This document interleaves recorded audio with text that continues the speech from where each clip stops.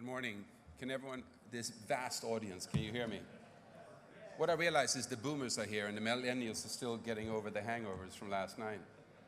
Good, good, good. Anyway, I'm delighted to be here. Thank you for joining us. Welcome. Day two of what I think is a phenomenal event that is starting to really gain momentum worldwide. I'm here to talk about Generator. Has anyone here ever stayed at a hostel? Hands up. Good experience? Bad experience? Anyone ever stay at a Generator? I know my major competitor here has. I know I have.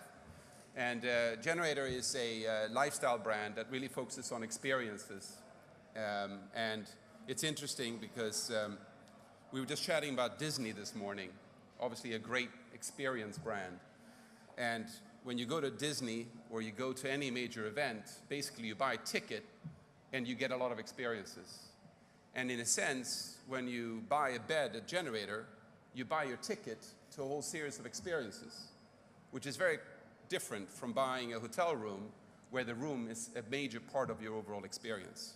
Because for us, with shared accommodation, you don't spend a lot of time in your room. It's actually the least important part of your stay, other than safety, cleanliness, hygiene factors, and hopefully some rest. Maybe some of our audience members are staying at the Generator tonight and they're still having a good time. When the organizers contacted me, they wanted me to speak about marketing. They wanted me to speak about how we are able to open and basically be sold out within days. So last year we opened in Amsterdam on a Wednesday with just under 500 beds. And by Friday, we were 100% occupancy of 500 beds sold. And we ended the year 9 months later with over 95% of beds sold for the entire year. Astounding. Same thing happened in Rome, same thing happened in Stockholm, and basically it's done without any traditional marketing. So in the headline it said, how to achieve this without spending a penny. Obviously that's not true. We do market, but 75% of our marketing is user generated, right? So we repurpose content, images, video, commentary, and really it takes a life of its own. So as a marketeer who's used to annual planning and processes and analysis and research, you've just got to go wild and deal with this new generation and let them take charge. I'm going to show you a quick intro video and then I'm going to speak further about the experience side of our brand. This is Generator, a travel and lifestyle hostel brand redefining hospitality. Across 14 locations and over 9,000 beds worldwide, Generator offers accommodation, bars, restaurants, cafes and events. By creating communities through lifestyle programming and award-winning design, we have become the choice for global nomads and local neighbors. We take a highly curated experience, once exclusive to luxury boutique hotels, and make it accessible to all. Design is our passion, creating spaces where moments and memories resonate with our guests. Generator's design transforms the affordable hospitality sector, recognized by prestigious design awards and press stories around the world. Our commitment to design extends to our rooms, built for comfort, safety, and convenience. Each location features a mix of shared rooms of different sizes, private twins, and luxury suites. Generator guests come in all forms, from solo travelers, friends, and large groups. Whatever form they come in, they all have one thing in common. They are interesting and interested in music, food, experience, meeting new people, and attending the unique events we put on. Over 3 million of these curious individuals join our community each year, sharing their stories on social media with millions of followers. Generator is found in the dynamic neighborhoods of global cities, urban locations with a connection to culture, history, great food, and vibrant nightlife.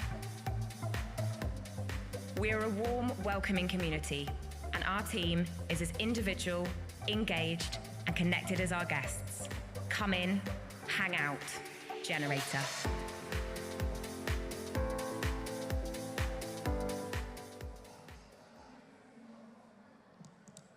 Okay, So let's talk about our guests. We actually don't spend a lot of time speaking about millennials.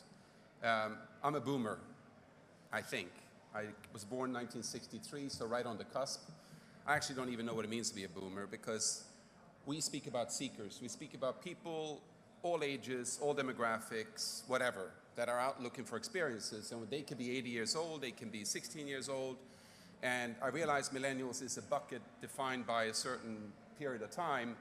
But the more I speak to millennials, the more I realize they actually don't want to be referred to millennials because some of them are already professionals with children and others are still university studying. So they're really a very varied bunch of people. I think it's just a sort of new cusp of consumerism, digitally savvy and engaged with the world. And no different if you go back to the beginning of the boomers in the 60s, who basically were discovering new brands and consumerism at that time, which was just totally different. They read newspapers, they listened to the radio, they watched television, and they wrote letters to each other and did strange things that we don't do anymore, right? And that's how they got to know about brands and how they engage with brands. So our guests, here we go, I can see the screen now. A little bit about who they are. 70% of them are aged between 18 and 34. Average age is 24, so it's trending higher than traditional hostels. Traditional hostels really focus on students and youth groups. We focus on more mature markets because we have a much larger focus on bars and restaurants and activities that suit an older generation. 61% are female, based on what we know. I think that's based on transactional data, which means probably that somebody delegates or maybe the woman is more responsible in terms of making the purchase. 90% are mobile. 87 see travel as very important. 76 are active on Facebook. Facebook is still dominant and king, but it's a bit like your family living room. You don't tell the whole truth. You just say what you want your aunt and uncle to see. And then you go to Snapchat and tell your dirty secrets and hope nobody takes a screenshot and sends it on to a public domain. 34% are under the age of 24. 40% are aged 25 to 34. Obviously, Gen Z, Gen Y is the main target. They love our locations. They love our cities, they love our ambience, they love our design, and that is absolutely key for us. And we are absolutely laser focused on everything that touches our customer. So we welcome all seekers. And again, you go to Copenhagen and you might find a couple who are boomers, who stay at a Generator, buy a bed, and then go off to Noma and have dinner at a 3-star Michelin restaurant. That's called priority. I spoke to people here last night who stayed in a hotel, mediocre, spent £157 for a very average stay in London. They could have stayed at Generator and had a blast, and probably cost them £50. You could have had a private room for the same price, no amenities, but you would have had a blast. Great food, great drink, incredible social engagement. So what are they looking for? Authenticity. It's a word that everyone speaks about, but for us, it is incredibly important to be very well connected to what they want in the local community and experiences. And we believe that that's what we offer. That's what we curate as we develop new sites and as we develop our local experiences and services at Generator. It starts with social. You know, an average hotel will have 1.2 guests in a room, and a Generator, different from traditional hostels, we have an average of 4 guests per room, right? 30% of our rooms are private and 70% are shared. We have dorms as large as 16 people in Venice that are literally sold out year-round, or we have dorms for 4, 6, 8, 10. And we will customize that according to what we determine to be market demand. But social is what happens in the dorm. Social is what happens in all of our public areas, bars, restaurants, chill-out spaces, screening rooms, event lounges, highly driven towards social engagement. It's all about local, connecting with the local community, whether that's art, culture, food, drink, whatever it is, we bring it in. Design is the foundation of the brand and was really the disruptor. Traditional hostels did not focus on design, they focused on convenience, affordability, accessibility, and pretty mediocre. So if you think back to the original hostels, it was words with negative connotations that came to mind. That's not Generator, and that's not the future. You'll hear after me about what Accor are doing with Joe & Joe.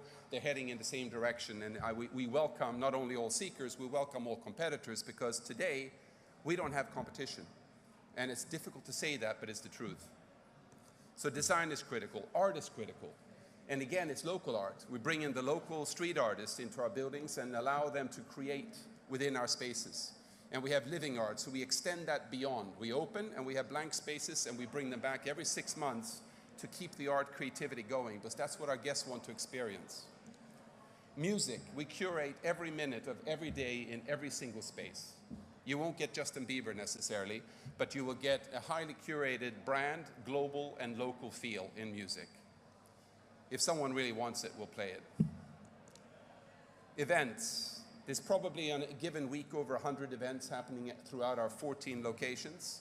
So whether that is a bingo night, which sounds boring, right? Shuffleboard, which is phenomenal and a huge growing trend. Petanque, DJs, art exhibits, fashion shows, Gen Talks, similar to TED Talks. We do these all the time because our customer wants engagement, and that's the local community coming in and engaging with our guests. Food, incredibly important. I mean, we're sort of in a mecca of what's happening within this generation's demand for food here in Shoreditch. Just look outside at the food trucks on the street. We bring that street food into Generator. We work with a young chef. He's actually English. His name is Luke Thomas, and he curates all our food throughout our estates. And we create new outlets, new brands, and new concepts, but more importantly, a huge infusion of local street food into whatever we do. Bars. We don't really do restaurants. We do bars with food. Bars, just like the pub in the history of this country, bars are the heart of the community, and for us, or the pub is the heart of the community, for us the bar is the heart of our social engagement at a Generator. Absolutely critical. It's not about getting drunk, it's not about binge drinking. That was the legacy of hostels. This is about a very savvy young consumer actually who's very selective and actually prefer good cocktails and great quality and local. They want local beers, local wines, local cocktails, and experience something that they can go home and talk about or take a Snapchat or take an Instagram image of. You see in front of you right now a rooftop terrace in Paris we just opened. It's called Kaima. Again, view over the Sacré-Cœur and just a great experience in Paris. And on the right you see an image from Amsterdam, an old medical institute where we have the original lecture hall that we've maintained as it is as a bar. And then beds, and I come to beds at the end because the bed is your ticket in, but it's everything else that you experience at Generator that gives you the buzz and gives you the stories and gives us our marketing. So if you look at that, impressions from social media, this is basically over the last about 8 months that we've rolled up because we've opened last year 3 units. We've been on an accelerated growth curve. And as you saw in the video, this year we'll open in Miami, our first venture into the US on South Beach, and also into Madrid, which is a phenomenal city. But these are the impressions, the reach, and the engagement. The engagement score is a little low because a lot are new. And the impressions, of course, of video, which is now exploding in terms of what we do ourselves and what our customer does. And again, we don't have control. They post onto our, on our blog called Parallel. They're able to post on there. We can obviously vet things in and out, but by and large, like I said, 75% of what we post comes from you and our customers. And that's it. So I said I have 10 minutes left. I got 11 and a half. Questions? Question over here. It's an amazing presentation, yeah? Yeah. Super cool brand. Do you think people will just want to live there for 3 or 6 or 9 months? And have you guys thought about extending the concept into just, I want to stay now for 6 months? Yeah, a good question. So we actually have here in London students who are staying with us while they're studying because we actually offer a more cost-effective solution for them. And when they travel, they rent a locker, they give up their bed, and when they come back, they re-engage with us. And that's totally cool for us. We are, though, also looking at a sort of residential concept that could be an extension to the brand, because the two could really go very well hand in hand. Trade secrets being passed on to my competitor. So yes, we do get people who stay longer periods of time. What's most important is to get the local community in. Right? When we open a bar or restaurant, we actually don't design or develop it for our guest. We design and develop for the local community. That is what our guest wants. More questions?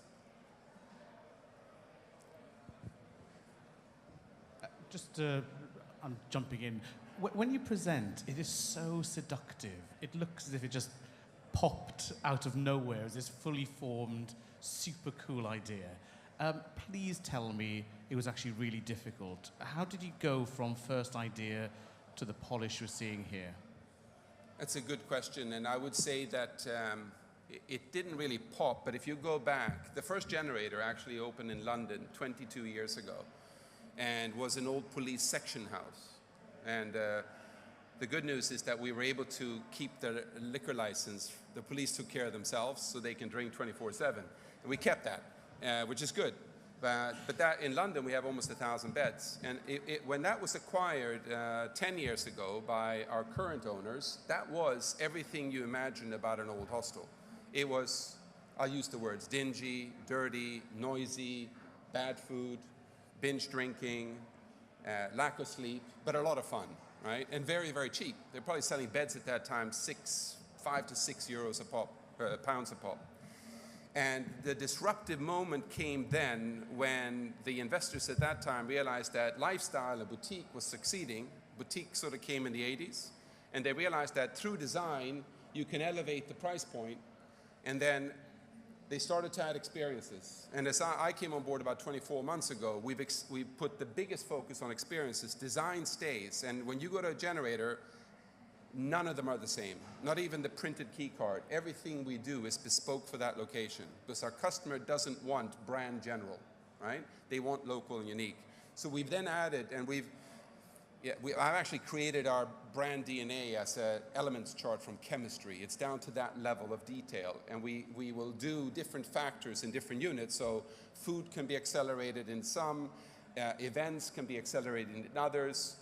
The entertainment is different, the art is different, and we calibrate that to really suit local and then suit our guest. And we always start with local first, because if we get local, we win. So it hasn't been difficult. What's been difficult in a sense for me is I come out of very traditional hotel companies where we believe things like loyalty programs matter, or we believe that a safe in the room and 2 flat screen TVs matter, or we believe that a minibar full of expensive crap matters. Our guest doesn't care. You know, you buy a bed, you get your sheets, you get your towel, you get free Wi-Fi, we give you free oxygen, free water, and a huge amount of social engagement. Everything else you buy. Everything else you buy. You buy your meals, it's all cash, more or less. You buy everything you do, events, entertainment, tours, gift shop, rent a locker, rent a padlock. We don't give you anything else. And you know, the hotel industry loves to add stuff, right? So when I was in hotels, we said, how can we make the soap bigger or smell better or have a better name? The customer doesn't care. And I tell you, with this new generation, definitely doesn't care. They come with their own toiletries because they are already connected to and engaged with certain brands. If they don't have it, they buy it. So we give very little, but we give huge value, and the biggest value is a phenomenal experience that you talk about, and that is how we market.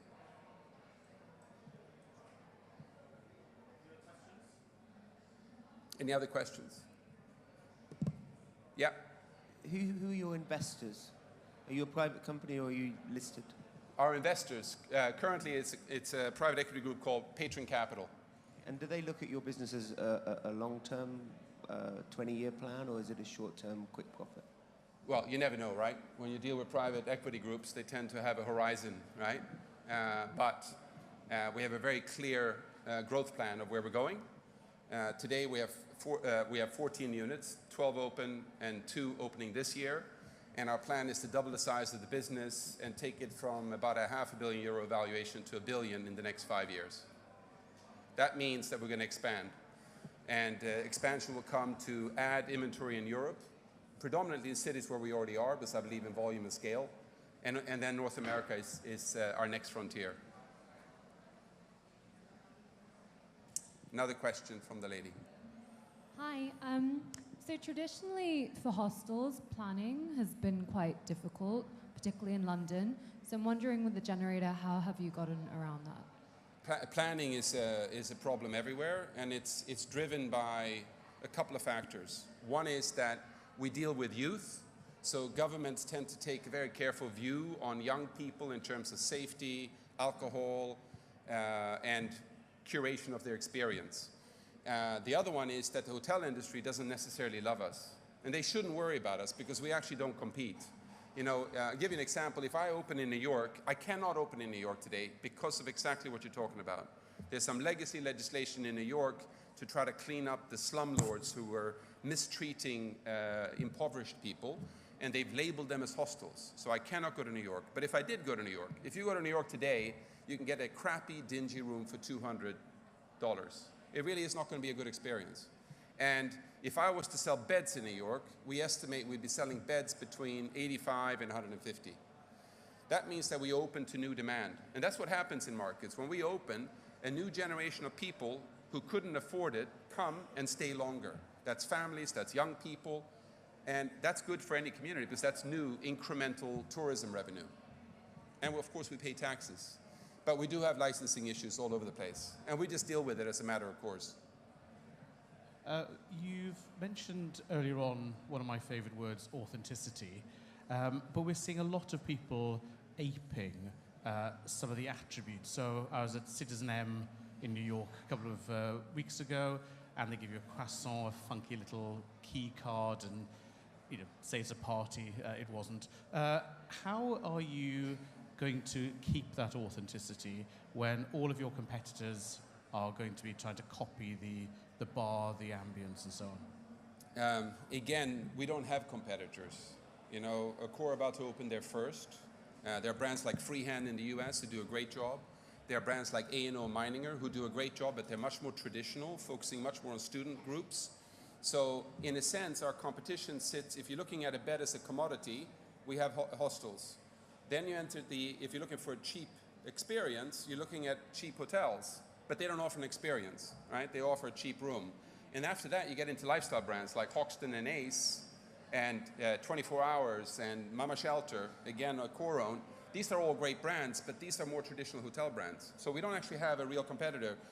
The way we deal, the second part of your question on authenticity is done actually by engaging our people, our staff. Our people, when you walk into a Generator, it's difficult to tell the difference between an employee and one of our guests, because they're all one and the same. We have a high labor turnover, it's 60% plus, which is absolutely cool with us, because what we have is global nomads traveling around who might come and stay with us for 6 months and work with us.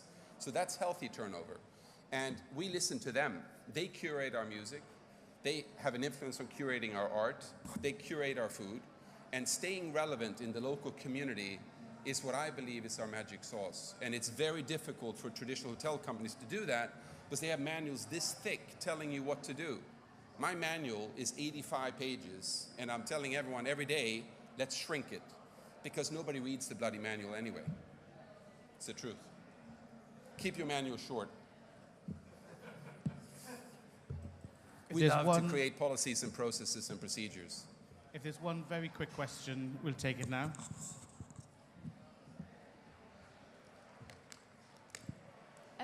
You shared with us some pretty impressive social media stats. Just how did you go about engaging with that type of media? You said you've stayed away from traditional marketing. Well, we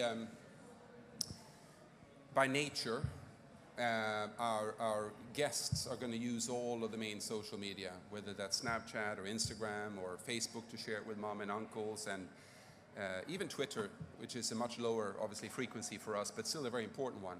And we understand the science of how social media works in terms of algorithms and Google presence and so on. We obviously buy keywords, and so it's not true that we don't do any marketing. We invest in some great people. I got 2 or 3 of them here right now, so very talented people who are very, very free to be creative. I don't necessarily approve an Instagram posting. I will criticize it and say if it's not good, take it down. But we've got to let people loose and trust them to engage. So huge focus on the social engagement. And then, yes, through Google, we buy keywords, etc., because that's critical to drive. And the big battle there is against what's called the OTAs, the Expedias of the world, who can pay 1,000 euros for a word, which I couldn't afford. So we battle that out, and who knows where that journey goes. I think their business model has an expiration date, which is okay. So it's really our people engaging and our guests engaging that drive content and drive social media. PR is also, if you Google us, you'll see that we're everywhere in PR. We invest a lot in PR, consumer PR. I'm not interested in what the industry says about me. I couldn't care less. I don't need an executive profile, but I do want lifestyle magazines, whether it's wallpaper or major design publications or lifestyle publications, to speak about us, and they do. Wonderful. Our time, sadly, look at that, is up to the second. Absolutely wonderful. Thank you so much. Thank you.